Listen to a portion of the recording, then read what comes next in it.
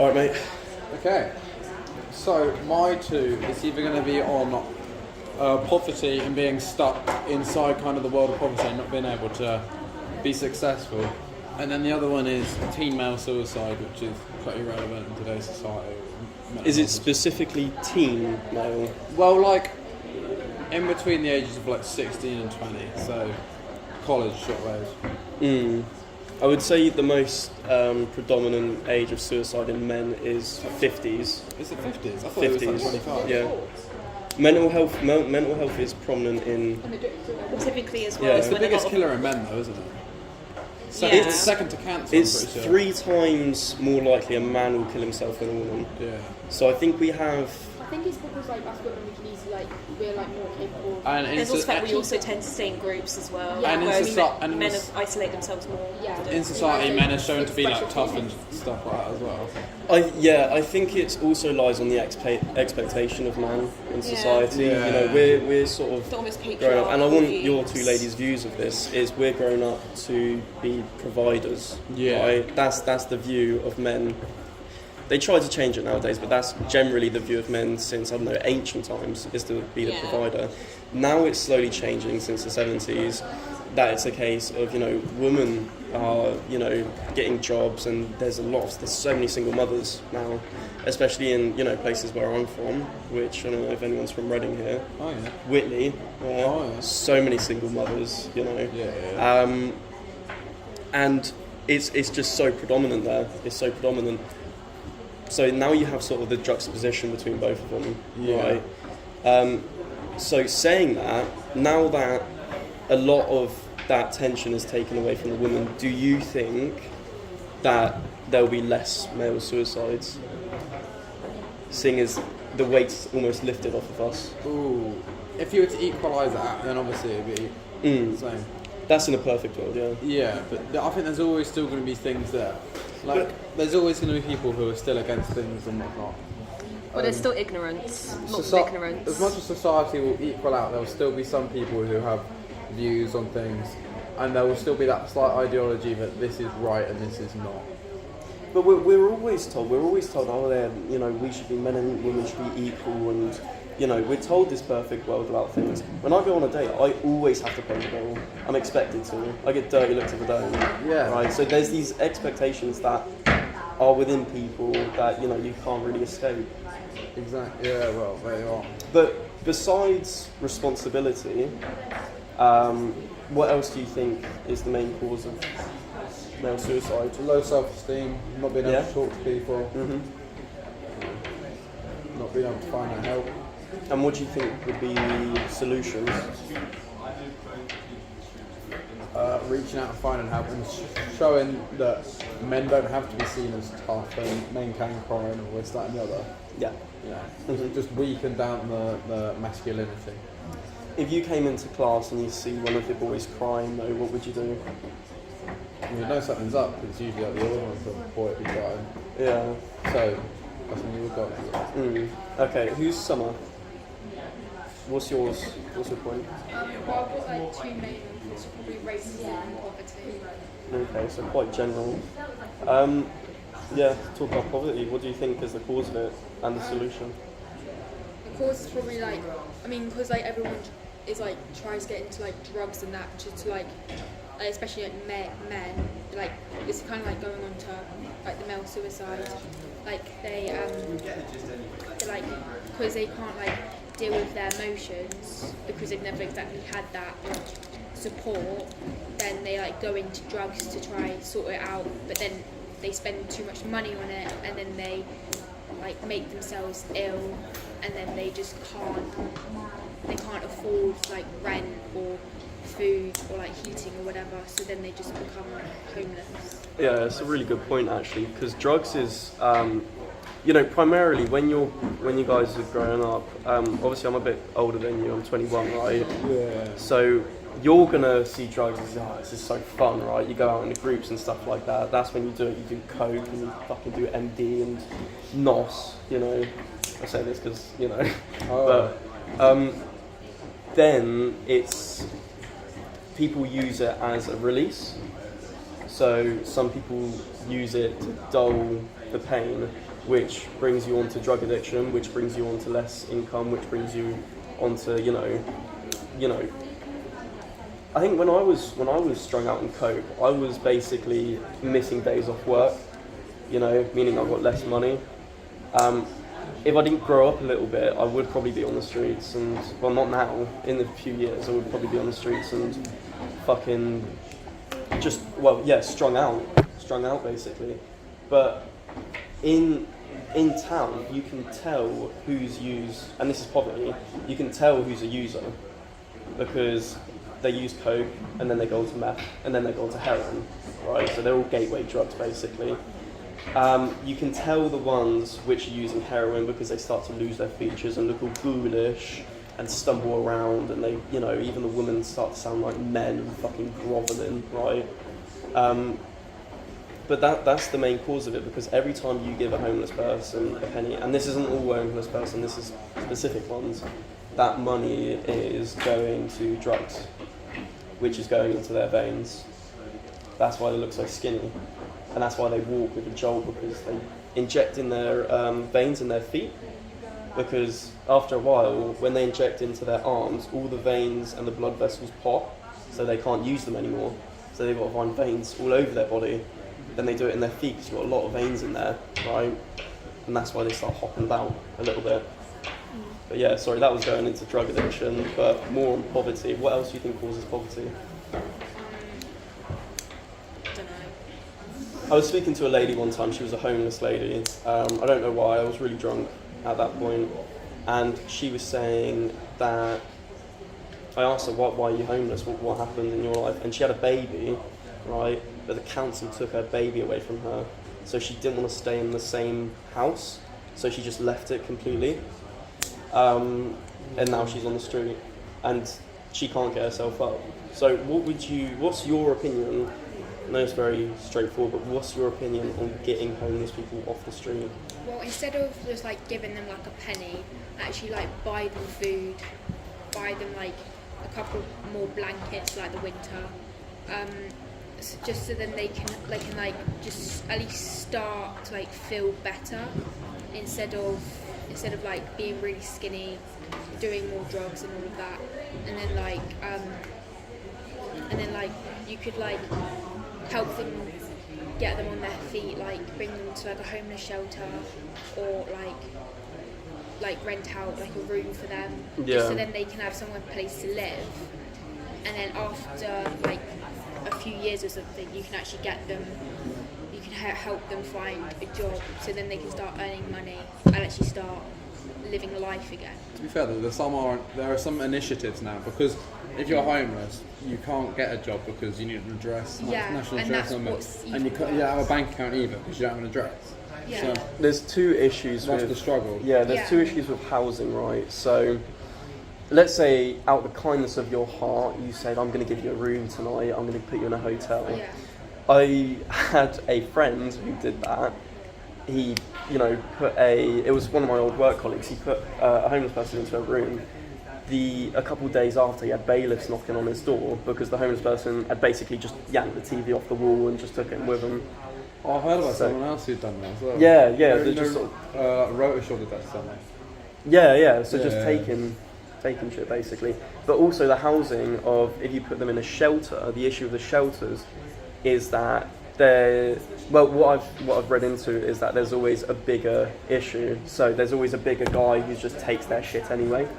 Yeah, well, I heard something like that. It wasn't exactly a homeless, wasn't like a homeless shelter, but I think it was like a women's refuge. Someone had like a bunch of money that they had taken with them to the exactly. women's refuge, and it just got nicked by women who were like taking drugs. Yeah, so it just gets stolen. I mean, I personally, I don't know, I would do like a work program, so work for housing sort of thing for them, and then through work and through rehabilitation, they can get themselves back on their feet by themselves, right? But you're just offering, listen, like, do this work, have somewhere to stay, bit of money coming in, and then you can leave and do your own thing. So that's what my solution is. What was your other point? Racism. Yeah, that's a bit of a sticky one. What do you think of racism in the UK? Is it still predominant or no? I think it could definitely be worked on. Like, I mean, everything could be worked on. In what way do you think there's like segregation still, or do you reckon it's just people's like thoughts on other people about stuff? What do you think of systemic racism, like within the system? Like, let's say I apply for a job and a black person applies for a job and I get it, sort of thing. Do you think that's? Well, I mean, if you like, let's say you put in like the same application, like you basically said like the same like wording, then that's a bit of racism. But like if you have like more, like you've put in like more effort in the application and you've done like more work before, then that's going to be different. That's not racism. That's just putting someone better for the job.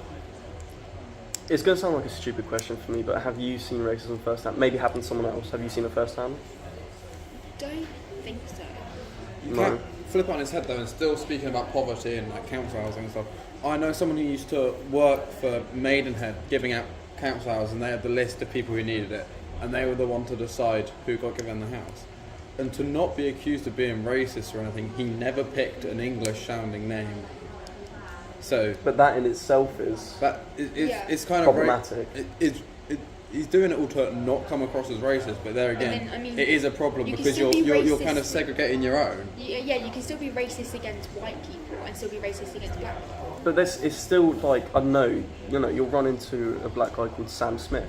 It's a white name, but You never truly know who it is. yeah, I do sort of lucky hat, just sort of dip in and just there's And a there's home. also a factor, it's not just against black people as well in this country, there's also a lot of like Asian, Muslim families as well. Yeah, Islamophobia. A lot with, And it's definitely the stereotypical version of it, like how like black is associated with like evil and dark. So then they just say, oh, they see a black person, they're like, oh no, they're going to go steal something or something, when they're actually not. Or they think when they see someone who's from Pakistan, they instantly assume terrorists. Yeah. There's but it's also from different cultures. I was dating a Muslim girl for about a year, right?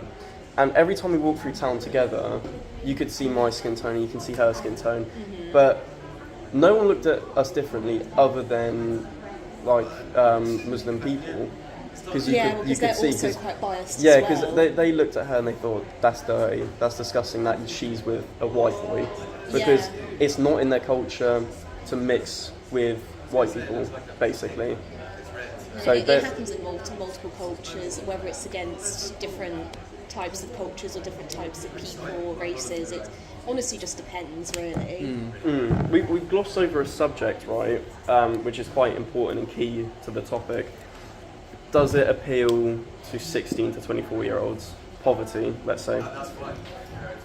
I think so, because obviously like we've like, as you said, like us kids, we want to like find out about drugs, we want to have that fun, but then it's like, what happens if you actually continue with it?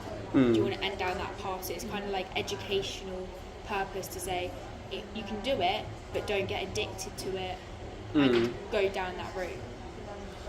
There's also a factor of which one's covered more in like social media. Typically racism's covered more, so younger people therefore see racism more than poverty. Yeah, exactly. That's a very fair point, to be fair. I was going to say, could someone, I'll cut this out of the editing, could someone also put their phone down just in case this doesn't pick it all up, just so we have a bash up? Yeah. But bringing on to that point, sorry, I didn't catch your name. Zach. Zach, what's your point, Zach? We're doing county lines. County lines, That's so quite- that's drugs, quite- basically. Okay, that's Kids. yeah. That's very young kids, though, isn't it? That's very young. So they bring them over on the planes, and I think I was watching something about that where they bring them over, basically put up their arsehole, right, and they die because that stuff is That's packaged. drug muling. Yeah. County lines is they County lines blackmail moving around the people UK. Oh, in the UK. oh yeah, go for it then. What's your Well, it's position like on that? because they find young kids and they say like, if you don't take these drugs here, we'll hurt your family. Oh yeah, I've heard of that. Or they do you a favour, like, I don't know, they might end up giving you 20 quid randomly or buying something, and they go, Then they expect and then something they go, back now from because you." I've done this, you need to do something for me. And they say, can you take this bag on the train, say, from Reading to Oxford? and then Yeah. once you've done it, you're then in the loop, and you then if you ask to stop, they say well, no, because they've It's got almost you. like, you know that one Black Mirror episode, Shut Up and Dance, where the kid gets caught looking at stuff Yes. on his computer, and I've then seen that, yeah. and then the trolls send him round doing tasks, and they have like a bunch of other people under tow as well. It's just having that complete and utter control of someone, basically. And the problem with kids is that they don't know any better. They think, oh no, I do owe them for this 20 quid, even though that could be paid off in like 2 hours work. But what's your opinion on sorting that out, fixing it, getting rid of it? I don't know, it's pretty difficult to get rid of. I feel like you've just got to educate the children not to take anything from a stranger or not to get in debt from anyone that could potentially easily manipulate you. What age do you think that should be taught at? I don't know, maybe like 10-ish? 10 years old? Yeah, like just at But school. at the same time, do you think a 10-year-old should know about the horrors of drugs? I think you have to wait till at least I've done like a year in secondary school where that kind of talk starts to mature a bit through the year. Yeah, maybe Kids in my secondary school were already smoking weed by the time they were in year 8. I think it should like be year 7. Year 7? Year 7 Seems onwards, mature. definitely. Maybe like beforehand, maybe not necessarily talk about drugs, but we talk about like don't trust people Yeah, who like are ease into it slowly. don't trust people who like maybe do favours for you and they ask for something back. Don't necessarily trust them, especially if they're a stranger and you don't know them. I don't know if it's for you guys, but I've been out of school for some time now. Were you guys ever taught about drugs in secondary school? Did they ever yeah. touch on that? Oh yeah, Yeah, In They the- did? We had people come in and do talks about it, all sorts, we did. Yeah, we had talk. I think in year 7 we were having talks about like crime, like life crime, and like drugs and stuff. Okay. Any other points on that? Not really, no. What was your name? Jay. Jay. What's your points, Jay? So I had 3 points altogether, but the first 2 weren't really that fleshed out once No. I thought the third one. The first 2 were just very generic, like suicide awareness and abuse, but mainly based on personal experiences more so than actual like thinking of a story. Yeah. But the third one was, and it was the title. I wrote it down as a joke, but then for some reason everyone really liked it, and so we're like, called "Our Prime Ministers Are Twats." Yes. Okay. I like that. That's good. And it's basically, I listed down the 4 main prime ministers. Think of David Cameron, Theresa May, Boris Johnson, Liz Truss. Because Rishi ain't far enough into his, ain't far enough in to really show if he's been a twat or not. Yeah. I mean, the fact of the matter is, we didn't even vote. That was an indoors vote. I know they're still Yeah. in their tenure, basically, but we... Which That is, was on why, the vote. which is why I think we need a general election more than yeah, a and new these, prime minister. yeah, like, exactly. Of Tories. And these guys at the minute don't necessarily convey young people's points or interests. You Yeah, know, well- we're very much entwined with environmental impacts at the moment. That, I think that's where a lot of young people's minds are at, because we're growing up in this shit. They don't have to. They've already done it, basically. I mean, I don't even think Boris Johnson turned up. Like, there was like a really important talk going on about climate, and he didn't even turn up to it, so they replaced him with a melting ice cube. Yeah, yeah. He's a bit of a bellend, to be fair. But what's...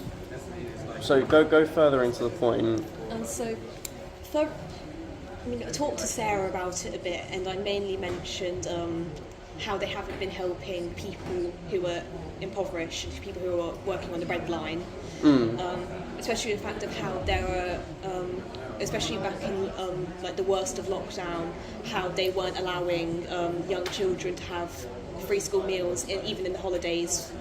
Yeah. And so there were all these young children who were going hungry because the government, especially the Prime Minister, because Boris Johnson wasn't even bothering to talk.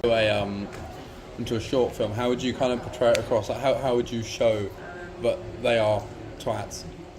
Well, also I would kind of share it through like mainly the perspective of a young person who is going through poverty, and showing them like watching like these prime ministers here who are meant to be helping them bumble on about nonsense like bloody Peppa Pig world, and feeling helpless because they're suffering, and the government's not even doing anything about it, and the people who are meant to be in charge are massive idiots. I feel like for that, instead of, I think Rishi Sunak he probably should touch on, because obviously in his wealth, so he doesn't really know. Well, his wife was tax dodging, wasn't she? Yeah, she got like So- 2 billion or something, Yeah. her net worth is, and he's worth 700 mil.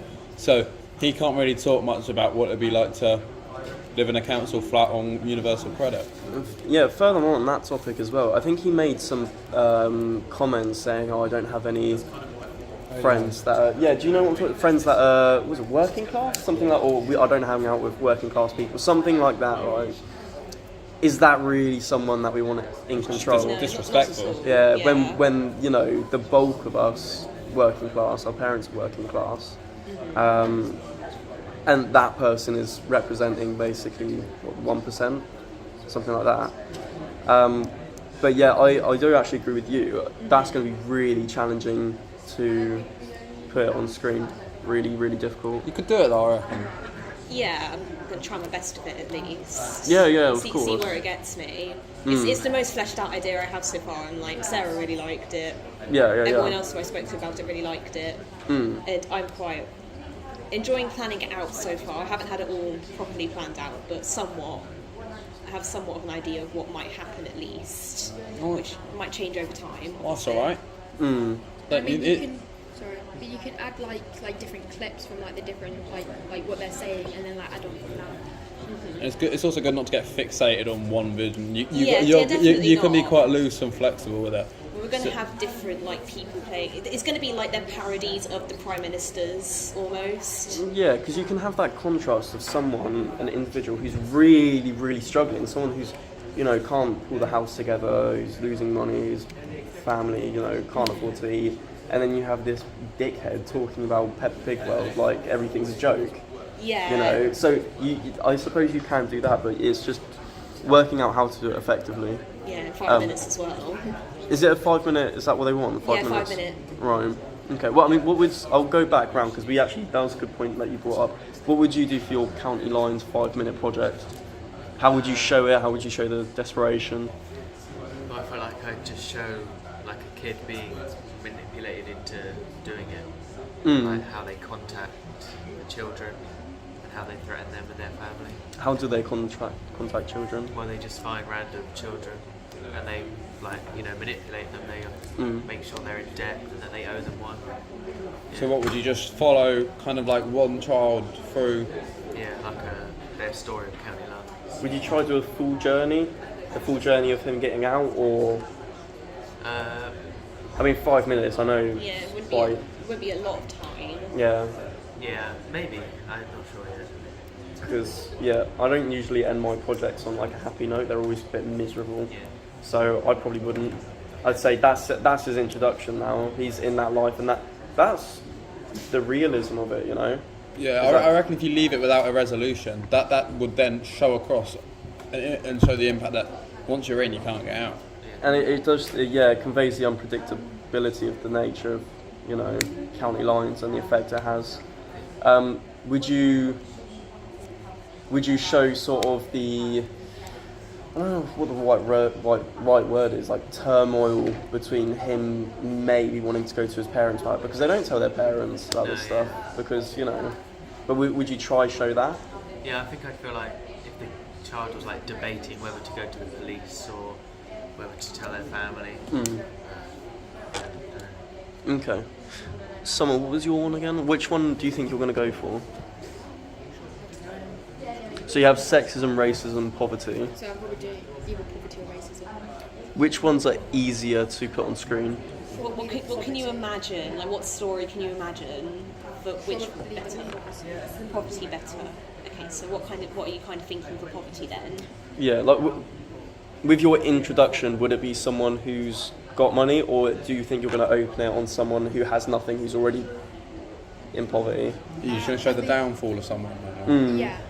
So I think I'll show someone with like a load of money, like having like a load of pills and like coke, and then like them like giving away all their money, and then them like losing all the money, so then they end up on the streets. I think that would be really good, is showing this individual having the option to keep their money, but instead deciding to spend it on that sort of thing, because you can do a lot around that. You can do, it's not all drugs. Some of it is alcohol.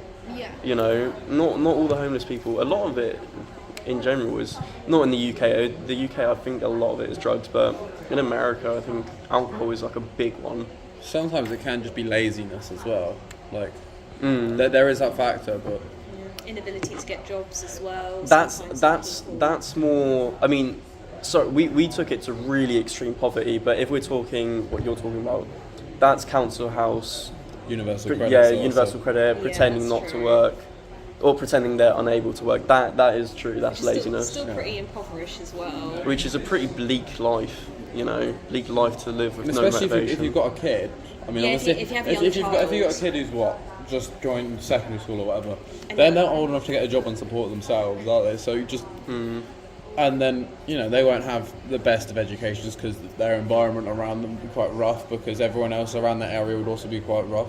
So then they won't themselves. They also may think the way of life is just get on the payroll with the universal credit.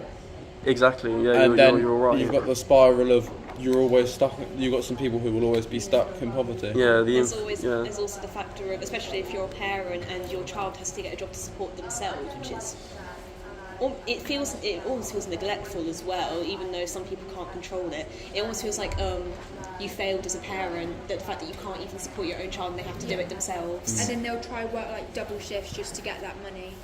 So then they can't. So then they don't have to go into them working. Yeah, there's also the child can't have nice things in life as well. Yeah. And also to feel like they have to do things for other people to of course, feel validated because in their regular life. So yeah, you could touch on not only poverty, the effect it has on the individual, but their family, their friends, and what that will do to them, basically.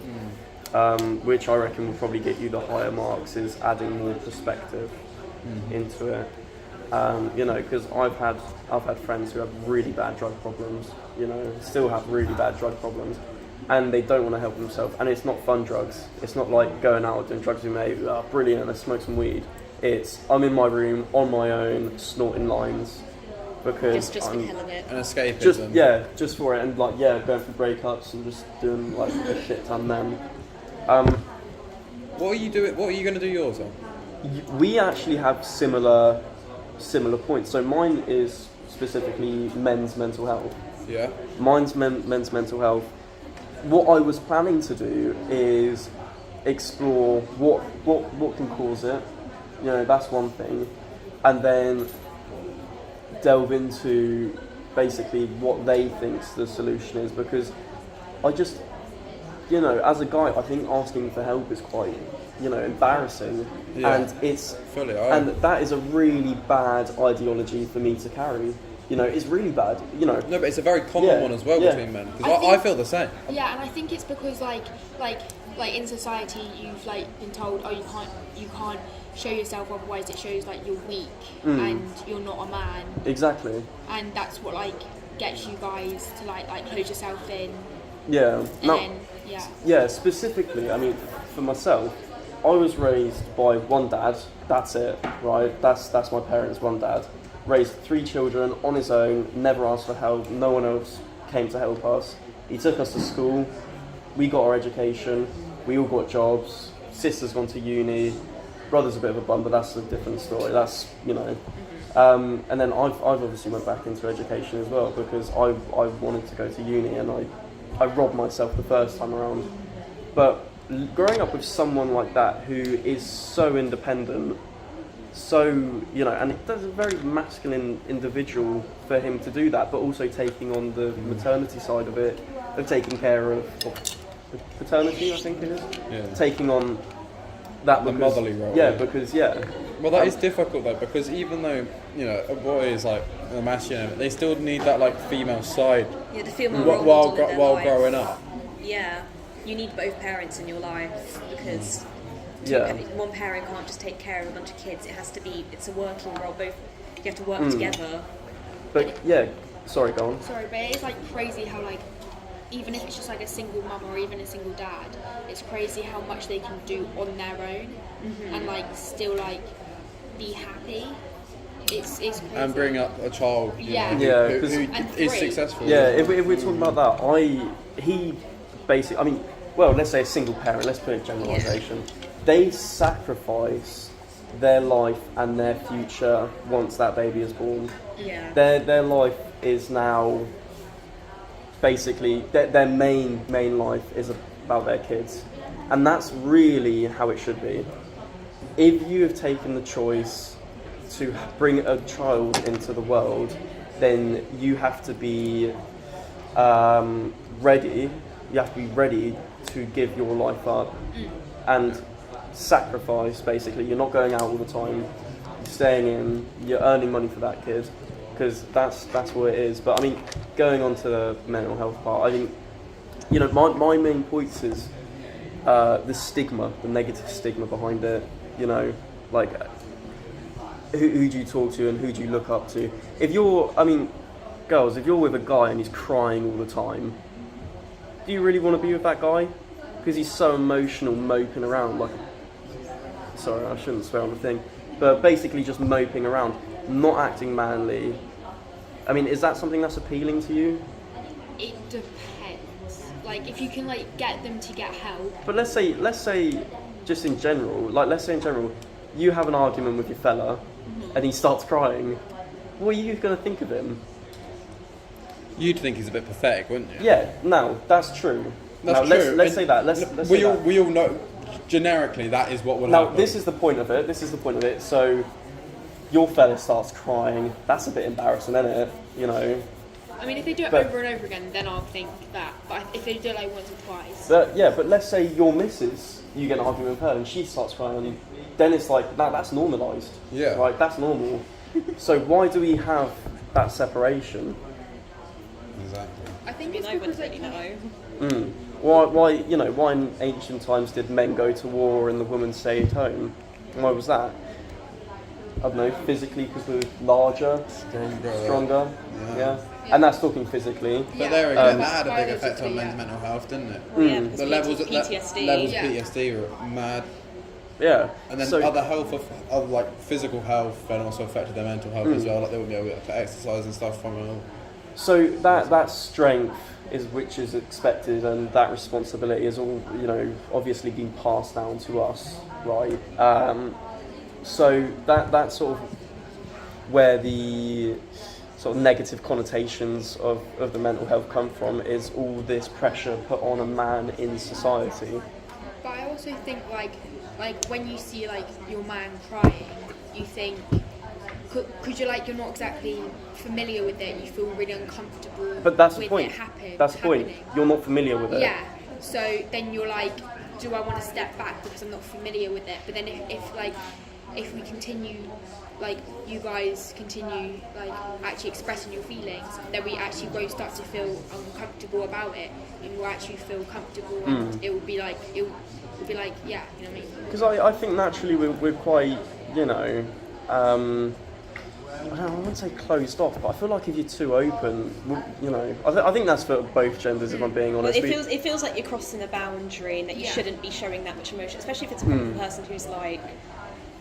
Because sometimes with partners, you're meant to feel like you're meant to be happy around them because you're meant to be making them happy. Do you feel as a woman that your partner is that person that you feel that you're safe with them? You're safe with your partner, right? You have Yeah. that protector who's, if you go out with them and, I don't know, a fella slaps your ass or something, he's gonna smack him, right? He's gonna hit him. That's what you would expect, right? So do you guys feel like that's the case, to be protected with a man?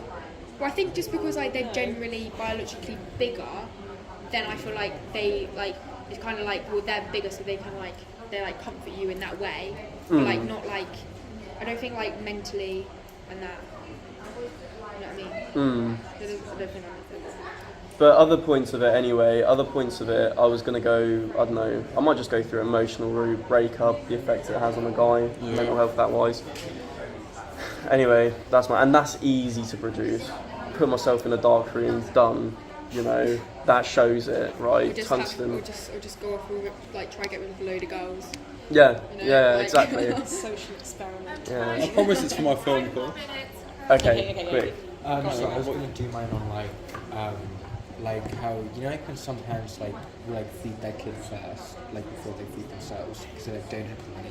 So I was gonna do mine on that, and then like how like so much food is wasted like each year when it could be feeding like millions and millions of people. That's quite unique, but it's quite common. Isn't it? So, Yeah. as in, it's quite a unique idea, but it's a very common issue. Yeah, no, exactly. So How are you going to adapt that to school?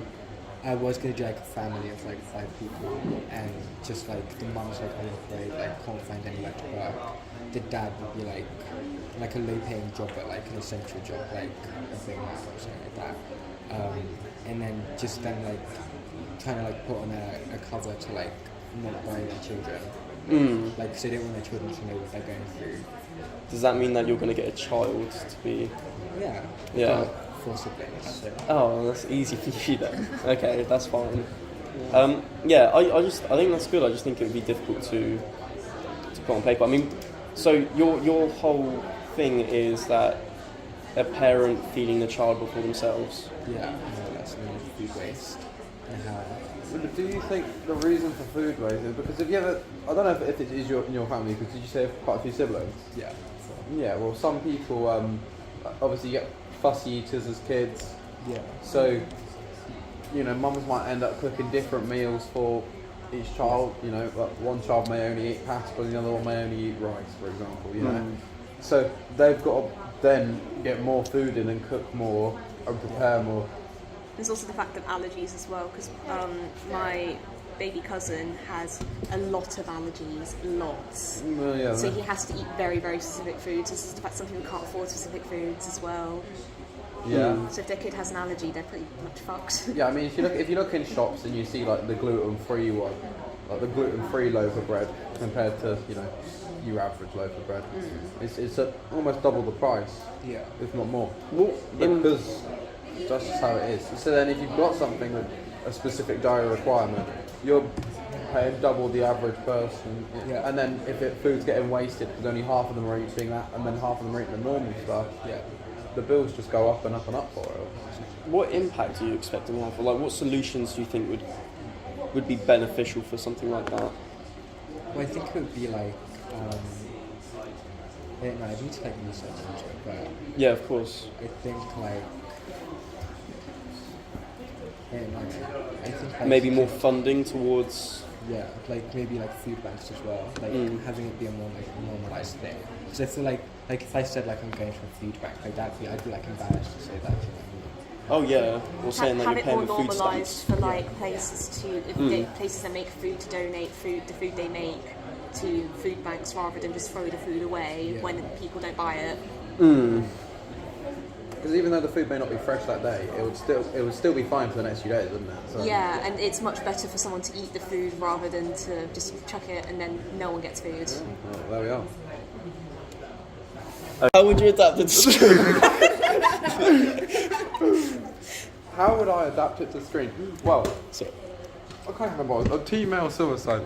How I would adapt it is I'd make something which is really kind of dramatic and also fast-paced and intense. So then that way, it shows that how quick things can turn, because that is sometimes what it is. Sometimes you don't see the signs, and sometimes it's very quick. But then after, you can then see it all. And the devastating impact it has. People ignore it at first, thinking that it's just like, oh, they're being, especially with like teenagers as well. Everyone associates that mental health issues are just hormones. Yeah.